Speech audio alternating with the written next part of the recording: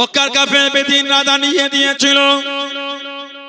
ও যুবকেরা, ও আমার মুরব্বি বাপদারা, আল্লাহ নবীর সাহাবাদের জানিয়ে দিল, আল্লাহ নবীর সাহাবাদের শুনিয়ে দিল, তোদের বাড়ির মহিলাদের গর্ভে পুত্র সন্তান হবে না, তোদের বাড়ির মহিলাদের পেটে পুত্র সন্তান আসবে না। আমাদের দেবদেবীদের লানাত, আমাদের দেবদেবীদের লানাত, আমাদের দেবদেবীদের অভিশাপ। ও যুবকেরা, আল্লাহ রাব্বুল আলামিন হযরত আসমা রাদিয়াল্লাহু তাআলা গর্ভের মধ্যে পুত্র সন্তান পাঠিয়ে দিলেন, পুত্র সন্তান দিয়ে দিলেন।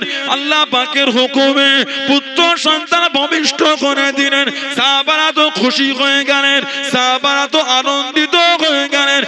মক্কা শরীফের মোড়ে মোড়ে, রাস্তায় রাস্তায় তাকবীরে ধ্বনি তুলে দিয়েছিলেন। হে মক্কা কাফের বেদিনে তোরা, তোদের দেবদেবীদের লানাত, তোদের দেবদেবীদের লানাত আমাদের বাড়ির মহিলাদের করে লাগে না, আমাদের বাড়ির মহিলাদের করে লাগে না। আল্লাহ রাব্বুল আলামিন আমাদের বাড়ির মহিলাদের গর্ভে পুত্র সন্তান পাঠিয়েছে। জোরে বলুন সুবহান, আর একটু জোরে বলুন সুবহান। আল্লাহ নবী এত খুশি হয়ে গেলেন, আল্লাহ নবী এত আনন্দিত হয়ে গেলেন, টুকটুক করে কাছে গেলেন, হযরত আব্দুল্লাহকে কোলে নিলেন, হযরত আব্দুল্লাহকে কোলে নিয়ে আল্লাহ নবীর নূরের মুখে মনে একটা খেজুর ভরে নিয়ে চিবিয়ে চিবিয়ে নরম করে লালা শরী মাখা খাজুর, থুতু শরী মাখা খাজুর আল্লাহ নবী নূরের মুখ থেকে বার করে হযরত আব্দুল্লাহ, হযরত আব্দুল্লাহ, হযরত আব্দুল্লাহ রাদিয়াল্লাহু তাআলা আনহুর মুখের মধ্যে দিতে লাগলেন। জোরে বলুন সুবহান, আর একটু জোরে বলুন সুবহান। নবী পাক উনাকে কোলে নিয়েছে, আল্লাহ রাসূল উনাকে কোলে নিয়ে নবী পাকের মুখ মুবারকে একটা খেজুর ভরে নবী পাক চিবিয়ে চিবিয়ে নরম করে লালা শরীফ ওয়ালা খাজুর আল্লাহর রাসূল নূরের মুখ থেকে বার করে উনাকে দিয়ে খাওয়াচ্ছেন। হযরত আব্দুল্লাহ রাদিয়াল্লাহু তাআলা আনহু ওনার তাহানি করেছেন নবী নিজের লালা শরীফ ওয়ালা খাজুর দিয়ে। জোরে বলবেন না সুবহানাল্লাহ। আব্দুল্লাহ ইবনে জুবাইর রাদিয়াল্লাহু তাআলা আনহু, যিনি দুনিয়ায় আসার পরে গোটা মক্কা শরীফে খালি তাকবীর হয়েছিল। এই তোদের দেবদেবীদের লানাত আমাদের বাড়ির মহিলাদের লাগে না, আল্লাহ আমাদের বাড়ির মেয়েদের গর্ভে পুত্র সন্তান পাঠিয়েছেন। জোরে বলুন না সুবহানাল্লাহ।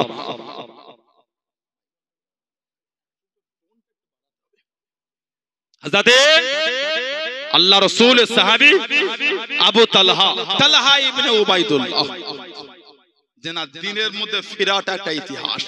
যুবক, টকবগে যুবক, উনি টকবগে যুবক। আহা, মক্কা শরীফের বড় ব্যবসায়ী ছিলেন তালহা ইবনে উবাইদুল্লাহ আবু তালহা রাদিয়াল্লাহু তাআলা আনহু, যিনি ইসলামের ৪র্থ নম্বর মুসলমান ছিলেন। হুজুর আমার ব্যবসার জন্য বার হয়ে গেলেন। হুজুর আমার কিনা বেচায় মত্ত হয়ে আছেন, কি জানো ডাক দিয়ে দিল, কি জানো ডাক দিয়ে দিল। ও ব্যবসায়ীরা, তোমাদের মধ্যে কি মক্কা শরীফের মানুষ কেউ আছে? মক্কা শরীফের মানুষ কেউ আছে? কাবা শরীফের অধিবাসী কেউ আছে? হযরত আবু তালহা রাদিয়াল্লাহু তাআলা আনহু টুকটুক করে কাছে চলে গেলেন। আমি গোলাম মক্কা শরীফের মানুষ, আমি গোলাম কাবা শরীফের অধিবাসী। উনি জিজ্ঞাসা করলেন, ও বাবা যুবক, তুমি কি বলতে পারো তোমাদের মক্কা শরীফে আমাদের আবির্ভাবটা কি ঘটেছে বাবা? আমাদের প্রকাশটা কি ঘটেছে বাবা? উনি জিজ্ঞাসা করলেন, এই আমারটা মারকে আমি তানাকে চিনি না, আমি তানাকে জানি না। উনি জানিয়ে দিলেন আহমদ ইবনে আব্দুল্লাহ ইবনে আব্দুল মুত্তালিব, উনি হলেন আখিরি নবী, শেষ নবী। ও বাবা যুবক, তার কাছে পৌঁছাতে জানো, অন্যদের থেকে পিছিয়ে তুমি না পড়ো, অন্যদের থেকে দূরে তুমি না চলে যাও। কাউকে কিছু বললেন না, ব্যবসাটা বন্ধ করে টুকটুক করে ঘোরা পিঠে চেপে বাড়িতে চলে গেলেন, বাড়িতে রওনা হয়ে গেলেন। বাড়িতে পৌঁছে গেলেন, বাড়িতে জিজ্ঞাসা করলেন, আমি চলে যাবার পরে নতুন কিছু কি ঘটেছে, নতুন কি হয়েছে বাড়িতে জানিয়ে দিলেন। আব্দুল্লাহ বেটা মুহাম্মদ সাল্লাল্লাহু আলাইহি ওয়াসাল্লাম নিজেকে নবী বলে দাবি করেন, নিজেকে নবী বলে দাবি করেন। ইতিমধ্যে হযরত আবু বকর সিদ্দিক রাদিয়াল্লাহু তাআলা আনহু মুসলমান হয়ে গিয়েছেন। জোরে বলুন সুবহান, আর একটু জোরে বলুন সুবহান।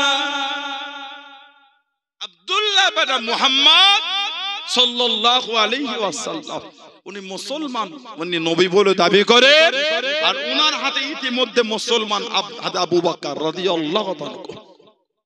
আমাদের নবীর একটা নাম ছিল হযরত আহমদ সাল্লাল্লাহু আলাইহি ওয়াসাল্লাম। কাউকে কিছু বললেন না, সিদ্দিক আকবরের কাছে চলে গেলেন। একে অপরের মধ্যে কথোপকথন ওনার সাথে ঘটে যাওয়াটা উনি শোনালেন, আর উনি যে মুসলমান হয়েছে সেটাও উনি বললেন। কিছুক্ষণ দুজনে কথোপকথনের পরে সিদ্দিক আকবর ওনাকে সাথে করে নিয়ে আল্লাহর রাসূলের সামনে চলে গেলেন। চলে বলুন না সুবহানাল্লাহ।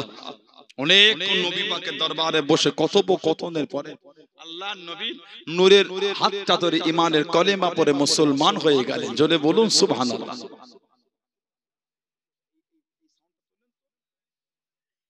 আল্লাহ নবীর নূরের হাতটা ধরে মুসলমান হয়ে গেল, ঈমানের কলেমা পড়ে। চতুর্থ নম্বরে মুসলমান তালহা ইবনে উবাইদুল্লাহ, হযরতে আবু তালহা রাদিয়াল্লাহু তাআলা আনহু। এত কষ্ট সাহাবাদের দিয়েছে, আল্লাহু আকবার।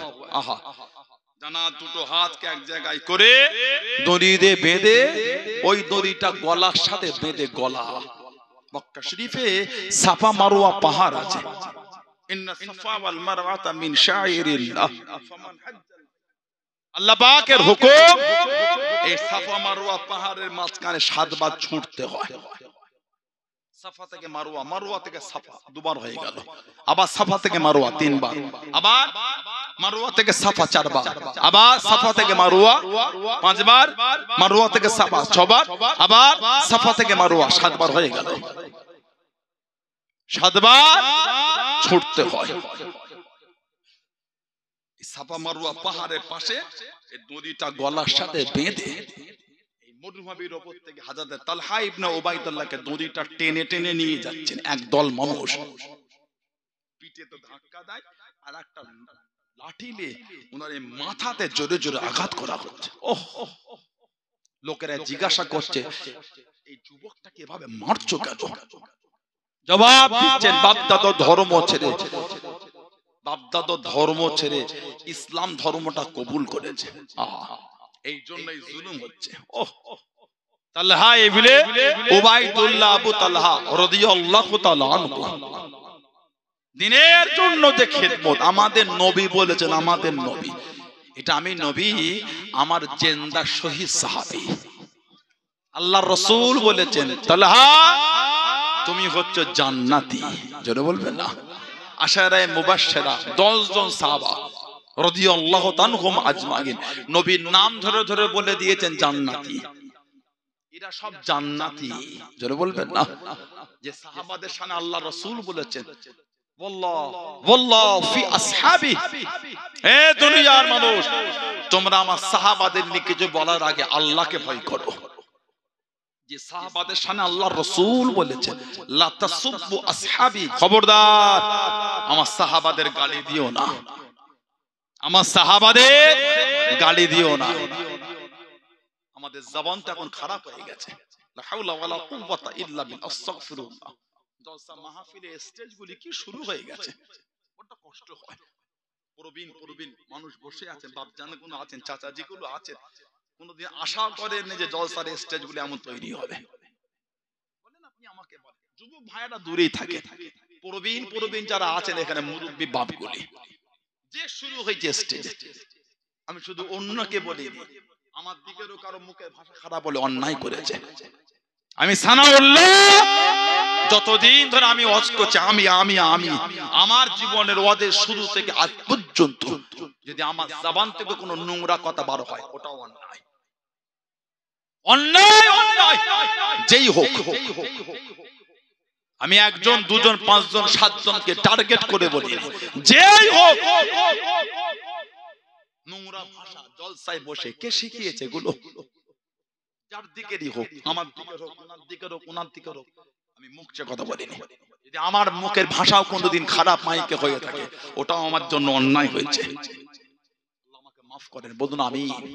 না, জলসায় বসেও যদি গাল খিস্তি হয়, ভালোবাসা আপনারা শুনবেন কোথা থেকে বলেন? আপনি আমাকে বলেন। এখানে এসেও যদি আপনাদের গাল খিস্তি নোংরা নোংরা কথা শুনতে হয়, আস্তাগফিরুল্লাহ, ভদ্র শব্দটা পাবেন কোথা? বলে ক্লাবে গেলে নোংরা ভাষা, মাথায় গেলে নোংরা ভাষা, চায়ের দোকানে নোংরা ভাষা, বাজারে নোংরা ভাষা, মোর মাথায় নোংরা ভাষা, বাসে উঠলে নোংরা ভাষা, টেকারে নোংরা ভাষা, ট্রেনে নোংরা ভাষা, জলসাতেও নোংরা ভাষা হবে। লা হাওলা ওয়ালা কুওয়াতা ইল্লা বিল্লাহ। এখনো বাজে। আল্লাহ রাসূল বলেছেন হাফাতুহুমুল মালাইকাতু, ফেরেশতারা এসব মাহফিলে যারা বসে থাকে তাদের ডানাগুলো দিয়ে, ফেরেশতাদের ডানাগুলো দিয়ে মাহফিলে বসা ব্যক্তিতে করে গোল করে ঘিরে রাখে। যেটা বলা যাবে না, মনে হয় জলসা মাহফিলে গাল খিস্তি হলে ফেরেশতারা ডানা দিয়ে ঘিরবে।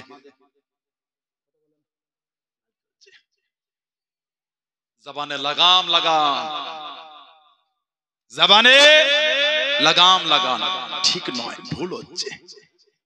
আস্তাগফিরুল্লাহ, নাউযুবিল্লাহ মিন যালিক। কি শুরু হয়ে গেল?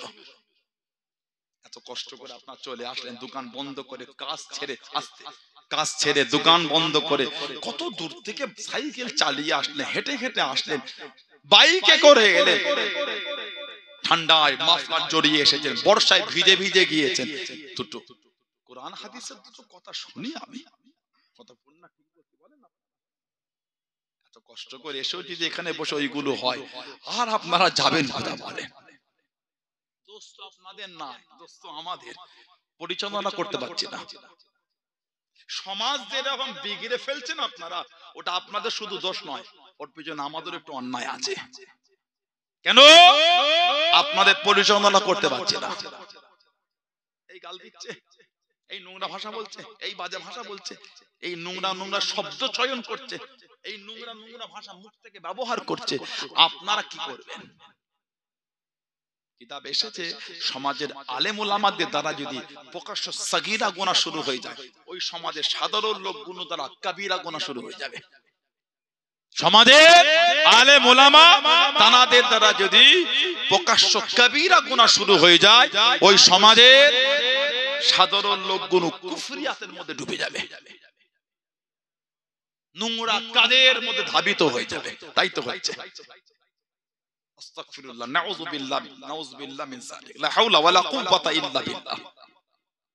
আবার আমাদের সমাজে নোংরা ভাষা, বাজে ভাষা যারা বলে ফেলে, তাদের আবার কোর্ট করতে গিয়ে আবার কিছু কিছু মানুষ এমন ভাষা বলে, ওটাও ঠিক না।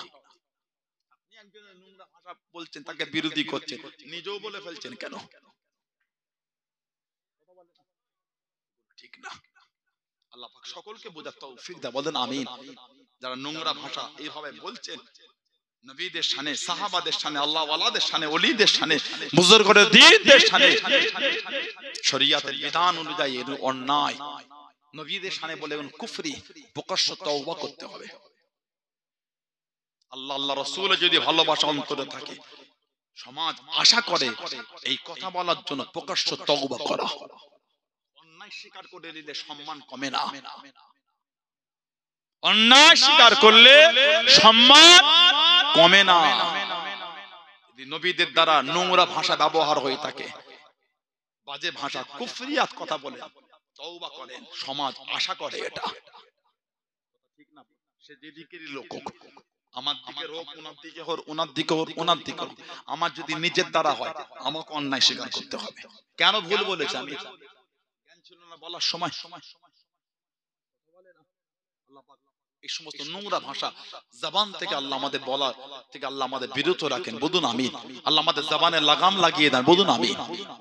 নবীদের শানে কথা বলতে গেলে 5 বার ভাবতে হবে, কাদের নিয়ে বলছি আমি, ঠিক না ভুল বলছি?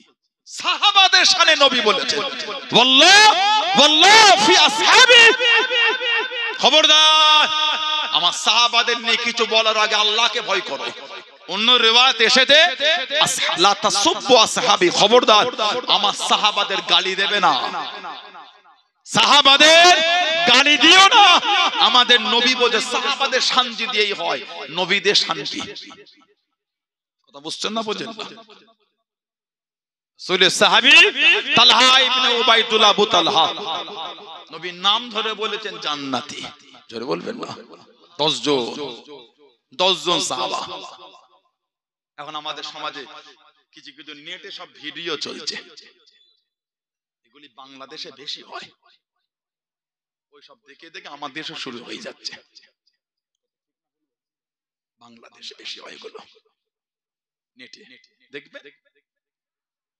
নবী নিজেও জানে না নবী জান্নাতে যাবে না জাহান্নামে যাবে। আস্তাগফিরুল্লাহ বললেন না? বলুন নাউযুবিল্লাহ। বলছে নবী কিয়ামতে মিজানে ডালি পাল্লার কাছে ফেল ফেল করে তাকিয়ে থাকবে।